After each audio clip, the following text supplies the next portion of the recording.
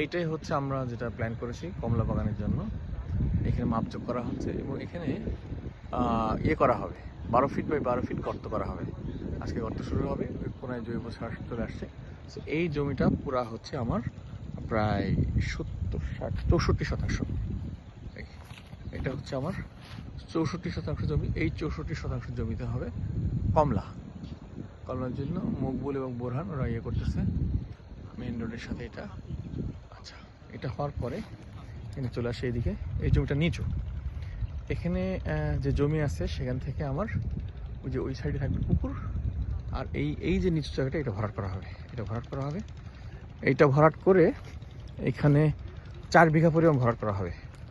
4 বিঘা পরিমাণ ভরাট করে এইখানে হবে আমার আম, যেটা আমরা প্ল্যান করেছি। এটা হবে বানানা ম্যাঙ্গো। এইখানে 4 বিঘা পরিমাণ জায়গা হবে বানানা ম্যাঙ্গো। এটা হবে এইখান থেকে এটা হচ্ছে আমরা যেখানে দাঁড়িয়ে আছি, এটা হচ্ছে দক্ষিণ দিক, আর ও যে দূরের জাল ওটা হচ্ছে পূর্ব দিক। এইটা হবে বানানা ম্যাঙ্গো। এই ধানের চারাগুলো এই সপ্তাহে উঠে যাবে। এই জমিটা হবে পুরো বানানা ম্যাঙ্গো। এটা বানানা ম্যাঙ্গো হবে, আর ওইটা হবে কমলা ইনশাল্লাহ। এই রাস্তাটা কমে আসবে, ভরাট করে দিয়ে এটা পুরা তারের নেট দিয়ে ঘেরা হবে। এখন পুকুরের পানিগুলো সেচে ফেলা হচ্ছে। আশা করা যায় কালকের মধ্যে পানি সেচা হয়ে গেলে আমরা আর 15 থেকে 20 দিন পর আমরা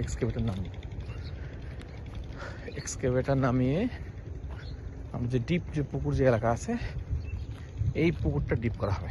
এই যে পুকুর যে এলাকা আছে এই পুকুরটা ডিপ করা হবে এবং এই পুকুরের মাটি দিয়ে এটা ভরাট করা হবে। ভরাট করে ওইটা তখন আমের বাগান হয়ে যাবে। আর এই পুকুরটা তখন ডিপ পুকুর হয়ে যাবে। তখন এইখানে আমরা কিছু দেশি মাছের চাষ করব। এই মোটামুটি এই পুকুর রেল লাইন দেখা যাচ্ছে চারিদিকে। একটু নিচু এলাকা একটু, এটা একটু সমস্যা।